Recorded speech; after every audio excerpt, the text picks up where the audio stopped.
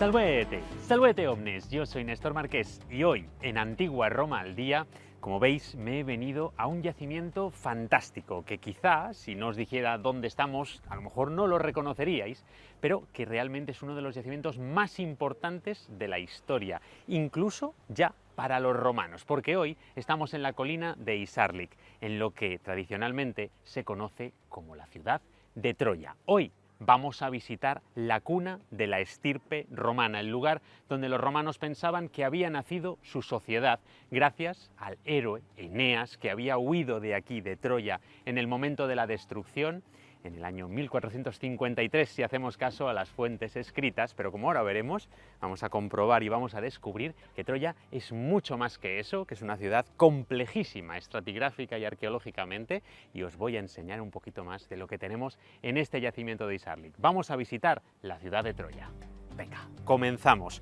porque justo estamos empezando nuestra visita en esta zona, que es precisamente el lugar en el que se encuentran las murallas de la Troya I, de la primera Troya. ¿Por qué hablamos de Troya I? Bueno, pues porque esta ciudad es una superposición continua de estratos, de estructuras y de 46 fases diferentes habitativas que están distribuidas en lo que se conoce como las 9 Troyas. 9 ciudades diferentes superpuestas unas sobre otras y que están precisamente aquí, como os estaba diciendo. Fijaos cómo veíamos, aquí tenemos esas primeras murallas de Troya que tienen una cronología de comienzos del tercer milenio antes de Cristo. Y para que lo entendáis, ahora mismo estaríamos entrando en la ciudad, sería este el interior de esta ciudadela, que no sabemos cómo se llamaría en esa época, porque al final Troya es un nombre que surge después, igual que Ilión. Realmente estamos ante una ciudad con una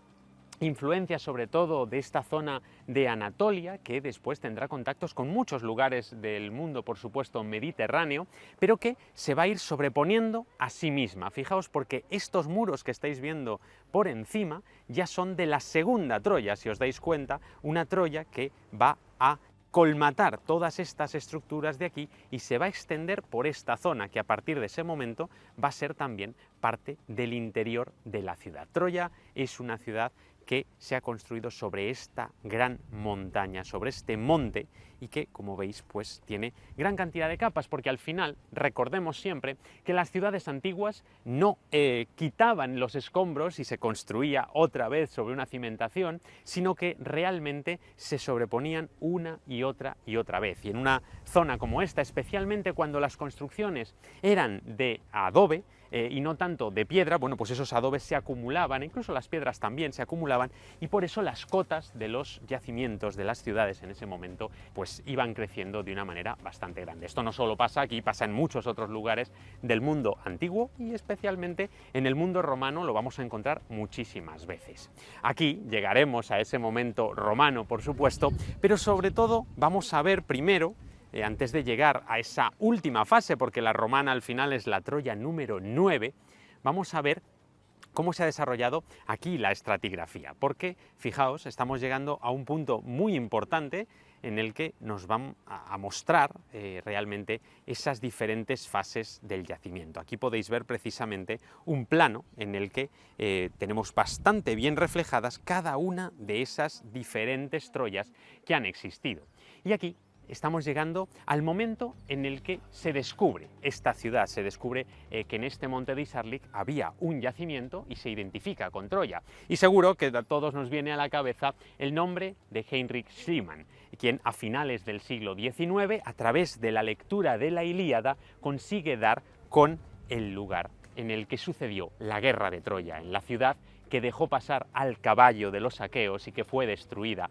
como consecuencia. Sabéis que Schliemann comenzó a excavar aquí de forma ilegal el 9 de abril del año 1870, decimos ilegal porque no tenía ningún permiso del gobierno otomano, es un permiso que sí consiguió al año siguiente, pero que en ese momento todavía no lo tenía y por tanto realizó aquí unas excavaciones ilegales. Pero en realidad Schliemann no fue el primero en excavar aquí, ni siquiera fue el descubridor de Troya, sino que eso se lo debemos a Frank Calvert, quien en el año 1863, estamos hablando de 7 años antes, ya había comenzado aquí unas excavaciones y precisamente él fue quien le indicó a Schliemann dónde debía excavar para encontrar Troya realmente. Así que cuidado, porque Schliemann era un hombre bastante embustero y bastante, digamos, imaginativo en todo lo que decía y lo que hacía. Era un hombre de negocios que sí había estudiado arqueología en la Sorbona, o al menos la arqueología que se podía estudiar en ese momento, pero que realmente lo único que buscaba era esa arqueología de extraer toda la tierra posible en el menor tiempo posible para encontrar las estructuras, los objetos que él esperaba o que él buscaba. De hecho, precisamente, Schliemann va a identificar incorrectamente, va a errar al identificar la Troya II que os enseñaba por ahí detrás, con la Troya que había caído en la guerra, en la famosa guerra de la Ilíada, cuando realmente eso estaría bastante, en una fase bastante posterior. Estamos hablando de que se equivocó por unos 1200 años con respecto a la Troya 6, la Troya 7 seguramente, que es la que sí podría corresponder. Pero no nos adelantemos, ahora os explicaré un poquito más de eso. Para seguir hablando de Schliemann tenemos que ver esta estructura que veis aquí. Esta gran trinchera que estáis viendo aquí es una trinchera que se ha excavado con un equipo de obreros de entre 80 y 160 personas que Schliemann trajo aquí a sacar con palas tierra, tierra, tierra y destruyendo absolutamente todo lo que se encontraron a su paso. Porque realmente esa es la parte que nos queda del montículo original, del monte original que estaría ahí arriba. Y que fijaos el desmonte que hizo Schliemann aquí para encontrar su Troya, o al menos la Troya que él buscaba. Ahí tenéis los muros de la Troya I y de ahí tenéis que imaginar que el nivel de época romana lo tenemos ahí arriba, más de 7 metros por encima del nivel de la Troya original. Os recuerdo que esta ciudad de Troya no solo existió en época del bronce o del hierro, sino que se mantuvo viva durante la época helenística y también durante el periodo romano. Ahora os hablaré un poquito más sobre la ciudad de Troya en época romana, pero quiero que antes hablemos todavía de Schliemann, de esos hallazgos y de cómo terminó esa primera historia de las excavaciones de Troya. Vamos a seguir avanzando, vamos a mirar hacia aquí, porque en estos momentos estamos ya fuera de la muralla de la Troya II. Fijaos porque aquí tenéis uno de los puntos más espectaculares de este yacimiento. Se trata de la entrada este de la ciudad, con una gran rampa, realmente impresionante este amurallamiento que tenemos aquí y esta espectacular rampa que, como veis, pues como os decía, está excavada, pero solo hasta este punto, es decir, porque este yacimiento todavía tiene mucho por descubrir. Está excavado de forma bastante agresiva en esos primeros momentos, pero luego, sobre todo en el siglo XX y ya en el siglo XXI, se ha seguido excavando y se sigue excavando a día de hoy. Esta es la rampa que encontró Schliemann, la rampa de esa Troya II, que él creyó que era la Troya que había sido destruida y por la que había entrado el caballo. Y precisamente este es el punto por el que él imaginó que había pasado ese caballo de Troya hecho de madera, que por cierto, ya sabéis que al final estamos hablando de una leyenda, de esa leyenda de, bueno, en este caso no la Ilíada, porque al final ya sabéis que la Ilíada solo narra los últimos días de la guerra de Troya, de esos 10 años de guerra de Troya, y narra solo los 50, un poquito más de 50, 54 días, que van desde el momento en el que Aquiles entra en cólera hasta el final con los funerales de Héctor, el heredero del rey Príamo, el rey de Troya. En realidad, el caballo de Troya, ese final definitivo de la ciudad, solo se menciona de pasada en la Odisea, también de Homero, por supuesto en la épica posterior al propio Homero y sobre todo en la Eneida de Virgilio, esa obra cumbre de la literatura latina, de la que por supuesto hablaremos un poquito después, cuando vayamos a ver la Troya romana. Pero como os decía, aquí Schliemann creyó haber encontrado ese punto, ese lugar mágico en el que había pasado el caballo de Troya, y solo el último año de su vida, 1890, llegó a saber que eso no era cierto, llegó a saber que esa cronología justo antes de morir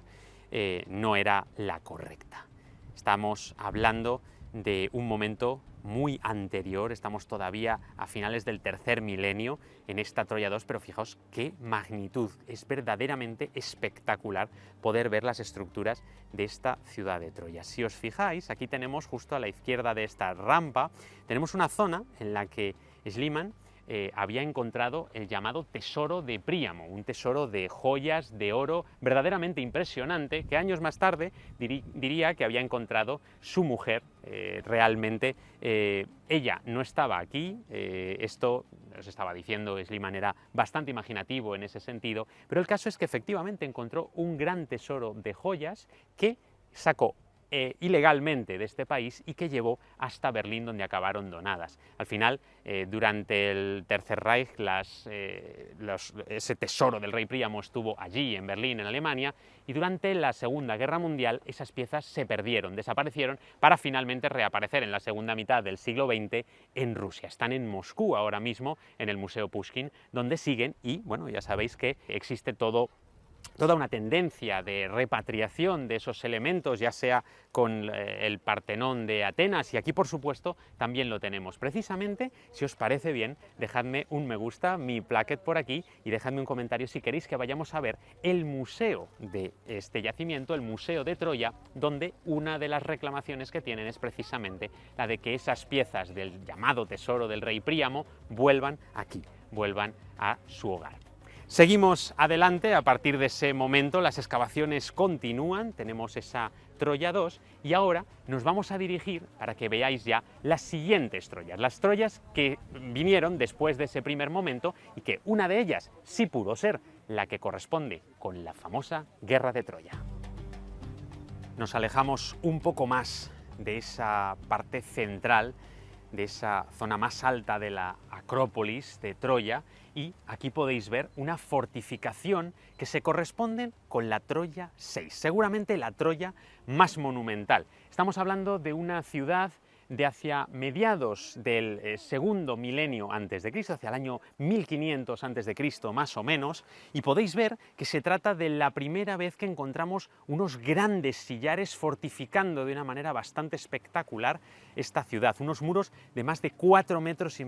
de espesor que protegen perfectamente a esta ciudad de Troya. Podéis ver incluso unas aristas que van flanqueando ese muro, esa muralla, para permitir el giro paulatino de la estructura sin crear esquinas, sin crear esos puntos débiles que podían tener las murallas. Precisamente esto es uno de los elementos que Homero detalla en la Ilíada, la de los bellos muros, dice el poeta, precisamente bellos muros que podrían ser estos de aquí, porque estamos hablando de una Troya, esa Troya 6, que parece que sufrió o bien un terremoto o bien un incendio y que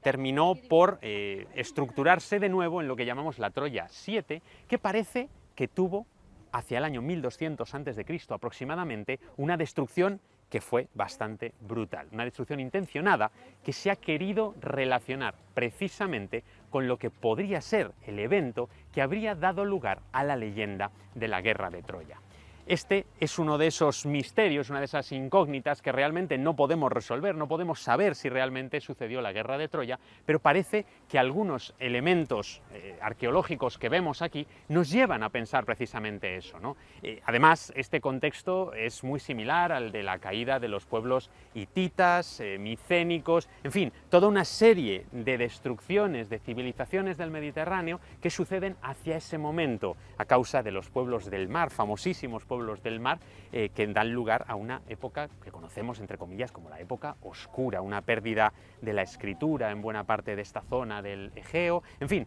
toda una serie de elementos que nos marcan el final de una civilización, o en este caso de varias civilizaciones. Precisamente es lo que podría estar pasando justo aquí. Esa guerra de Troya homérica podría estar inspirada en ese momento que estamos viendo. Continuamos bajando por aquí, acabamos de pasar ya esas murallas de la Troya 6 y la Troya 7, aquí las podéis ver cómo están flanqueándonos toda esta vista, pero fijaos que Troya es mucho más grande que esto que estamos viendo aquí, y esa Troya volvió a renacer, volvió a repoblarse ya con una Troya 8, que es una Troya de época helenística. Estamos hacia el año 300 antes de Cristo y vamos a poder ver perfectamente una zona construida sobre los muros de esa Troya 6 y Troya 7, una zona que se superpone totalmente, y fijaos, porque aquí la tenemos, ese muro que vemos aquí al fondo, que tiene unos sillares almohadillados, ya se trata de una estructura helenística. La ciudad se vuelve a poblar, se vuelve a refundar, y aquí se construyen las estructuras de toda ciudad helenística. Estamos en un momento cumbre de esa expansión y esas nuevas ciudades, sobre todo en el Mediterráneo oriental, y tenéis que pensar que esto va a ser ahora la ciudadela de una ciudad mucho más grande, de una ciudad que se extendía ya por la llanura y que conocemos bastante poco, que se ha excavado muy poco, pero que las últimas excavaciones, pues gracias a las nuevas metodologías como el georradar, por ejemplo, han podido detectar que la ciudad era muchísimo más grande. En parte, por ejemplo, se ha excavado en la zona norte de la ciudad un gran teatro con capacidad para hasta 8.000 personas, se estima, con lo cual estamos hablando de una ciudad muy grande, una ciudad helenística en toda regla y que se construyó precisamente como Ilión, como la nueva ciudad de Troya, una ciudad que acumuló diversos santuarios, tanto aquí fuera de lo que serían las murallas de la antigua Troya, pero también dentro de la propia ciudad. Os mostraba antes el nivel de esa Troya 8, que tendría en la parte superior de la ciudad un gran templo dedicado a Atenea Ilión, que es la protectora de esta ciudad de Troya y que, bueno, pues a partir de ese momento va a ser el santuario más importante. Sabemos que en esa época aquí ya se tenía obviamente esa conciencia de que esta había sido la ciudad de Troya y que seguía siéndolo, y que en el santuario de Atenea se conservaban algunas de las armas originales tanto de aqueos como de troyanos de esa guerra de Troya. Por supuesto, no podemos hablar de que esas armas realmente fueran originales de esa guerra de Troya, pero así lo pensaban en ese momento. Sabemos que además Alejandro Magno vino hasta aquí y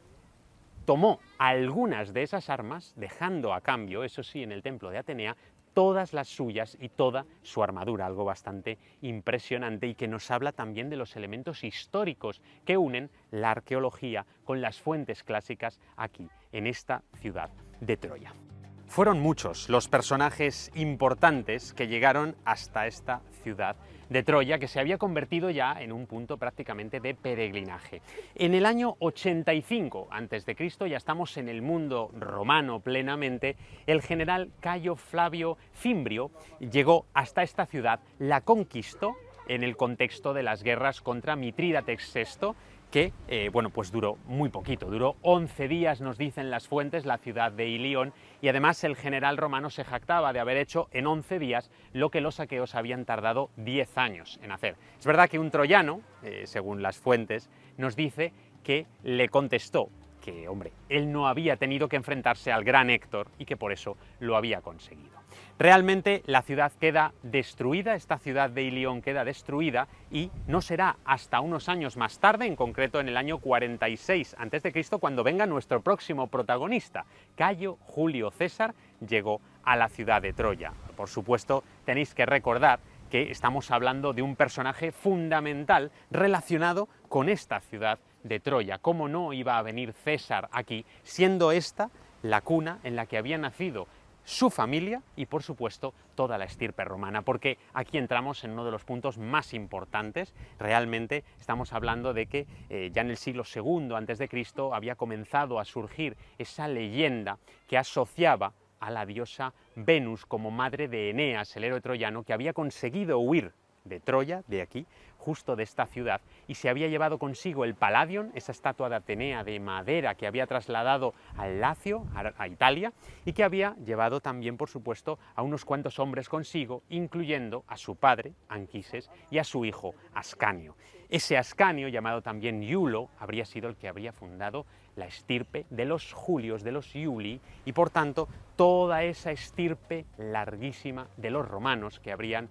acabado fundando Alba Longa, el propio Iulo, y después allí en Alba Longa nacieron Rómulo y Remo, que acabaron fundando la ciudad de Roma. Por eso era tan importante para los romanos esta ciudad de Ilión que tenemos aquí. Por supuesto, César no fue el único romano que llegó hasta esta ciudad, y es que también tenemos la visita de, cómo no, el emperador Augusto. En el año 20 a.C.,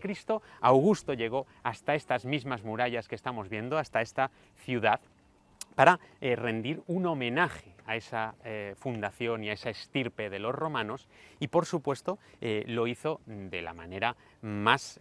solemne y honorable posible. Pero no solo eso, sino que tenemos que recordar también que aquí venían muchos romanos por turismo, meramente, porque Ilión, Troya, se había convertido en un punto turístico. Por ejemplo, sabemos que aquí estuvo Agripa con Julia, la hija de Augusto, que estaba casado con él, y que, bueno, pues verdaderamente la gente que vivía aquí les hizo un tour turístico para enseñarles dónde estaba el gran palacio de Príamo y para incluso vender los souvenirs que tenían en ese momento. Ellos sabían perfectamente que tenían una ciudad que era muy importante para el mundo romano en ese momento y por supuesto lo explotaban. Sabemos que Julia y Agripa estuvieron aquí, quién sabe si Virgilio también estuvo aquí en algún momento, porque ya sabéis que luego escribió esa Eneida, esa obra cumbre en la que se habla de cómo Eneas llegó al Lacio desde aquí, desde las costas de Troya de las que había huido en el momento de la destrucción de la ciudad. Pero estos no son los únicos romanos que vinieron hasta aquí. Sabemos que el influjo, al menos de varios emperadores más, se dejó sentir en esta ciudad de Ilión, que ya había sido refundada como Ilium, Novum Ilium, la nueva Ilión, por el emperador probablemente Augusto, y ahí estáis viendo una serie de pequeñas estructuras, pequeñas entre comillas si la comparamos por supuesto con la muralla. Por ejemplo, esta que veis aquí más elevada que las demás en el centro es de época del emperador Vespasiano, quien no estuvo en la ciudad propiamente, pero sí dejó esa firma, digamos, en su época se dejó esa firma de una de las estructuras, como estábamos viendo ahí, sagradas, que por cierto tenéis que pensar que estaban dedicadas a divinidades como la diosa Cibeles. Por ejemplo, se han encontrado precisamente en ese túmulo 5 algunas figurillas de terracota relacionadas con Cibeles, y no solo eso, sino también con otro de los personajes más importantes de esta historia, que es ni más ni menos que Dárdano, el legendario fundador de la ciudad de Troya. Precisamente estamos aquí en esta zona del estrecho que tiene el nombre de Dárdano, ese rey, antiguo rey que fundó la ciudad de Troya. Así que precisamente tenemos ahí esos elementos que nos dan el sabor de la fundación, que es lo que a los romanos les gustaba realmente, ver esos lugares fundacionales de su propia mitología. Recordad que los romanos tenían mitología cívica, es decir, que no les interesaban tanto esas leyendas de los dioses como las historias que ellos mismos podían contar de su propia cultura, de su propio pasado, y Dárdano estaba dentro de esas historias. Así que seguimos caminando, seguimos paseando y seguimos conociendo a nuevos romanos que han pasado también por aquí, mientras vemos que, como os estaba diciendo, todavía queda mucho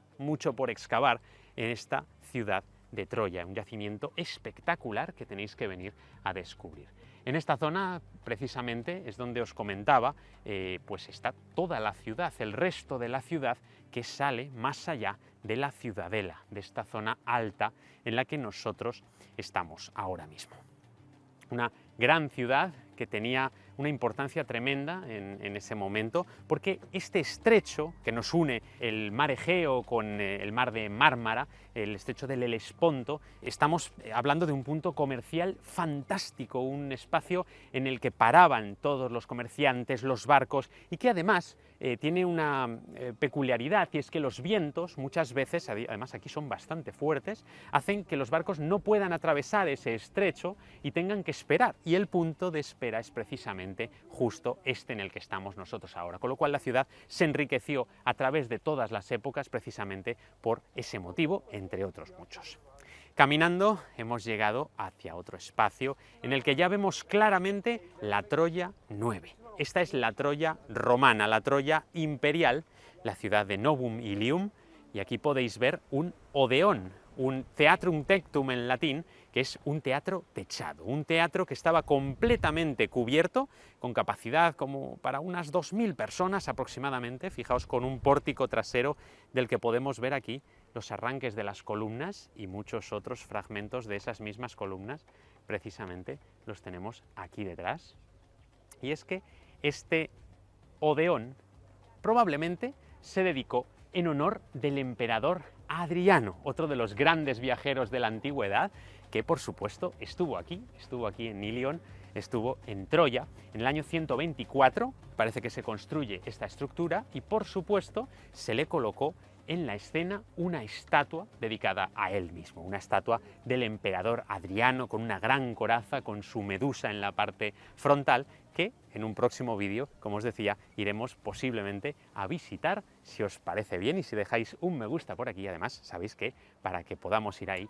podéis también suscribiros y dejar un comentario. Seguimos viendo ese Odeón de Adriano, tenemos una vista espectacular de la estructura ya romana, que se apoya directamente, como estáis viendo, en la muralla de la Troya 6, que es esta que tenéis justo por aquí detrás.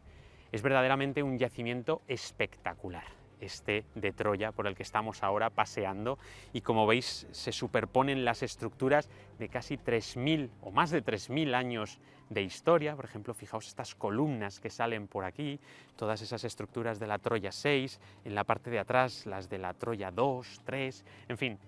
toda una serie de elementos que nos hacen ver una larguísima historia de un yacimiento que por suerte podemos conocer gracias a las excavaciones que se originaron de una forma, vamos a decir, poco ortodoxa para nuestros estándares actuales, pero que bueno, en ese momento tampoco podemos pedir mucho más, pero que continúan hoy en día y que por suerte, pues fijaos, aquí sí podemos tener unas excavaciones mucho más regladas, estratigráficas, estructuradas, que nos van a dar muchísima información de aquí al futuro, porque queda mucho por excavar. Veis que esta rampa de entrada a la ciudadela se dirige precisamente a lo que sería el resto de la ciudad, que todavía queda por descubrir. Aquí, al otro lado,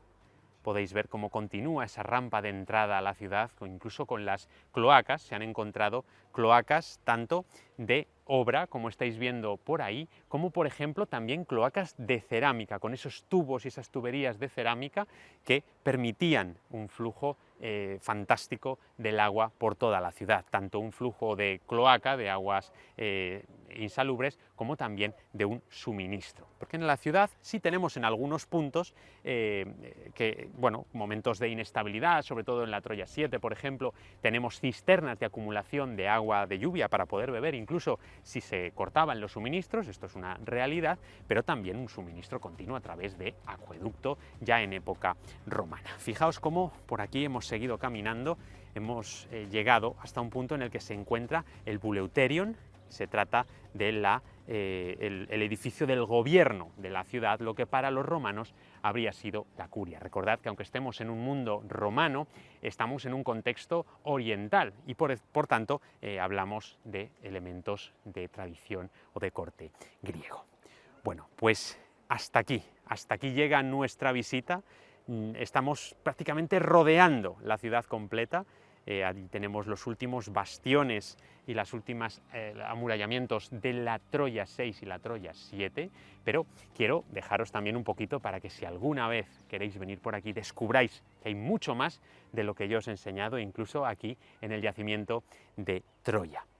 Os animo de verdad a descubrirlo porque es una verdadera maravilla. Venid hasta aquí y vedlo por vosotros mismos. Pero bueno, aún así me alegra muchísimo que hayáis decidido llegar hasta el final del vídeo conmigo, que hayáis decidido hacer esta visita virtual un poquito sobre estas ruinas, estos restos de la ciudad de Troya, de Ilión y de Ilium, que llegaron hasta el siglo VI, que la ciudad tuvo población hasta ese momento, porque hemos dejado la Ilium de Adriano, pero también debéis saber que el emperador Caracalla estuvo aquí, que intentó emular a Alejandro Magno precisamente viniendo hasta este lugar y que luego, como os decía, pues hasta comienzos del siglo VI esta ciudad estuvo en activo. Después decayó, pero en la Edad Media, en el siglo XIII, volvió a tener algo de población y después sí, se olvidó por completo que aquí estaba Troya. Solo estaban esperando esos restos volver a ser hallados para que recuperáramos esa memoria de lo que fue la ciudad que inspiró la guerra de Troya, e inspiró la Ilíada y la posterior Odisea de Homero y por supuesto también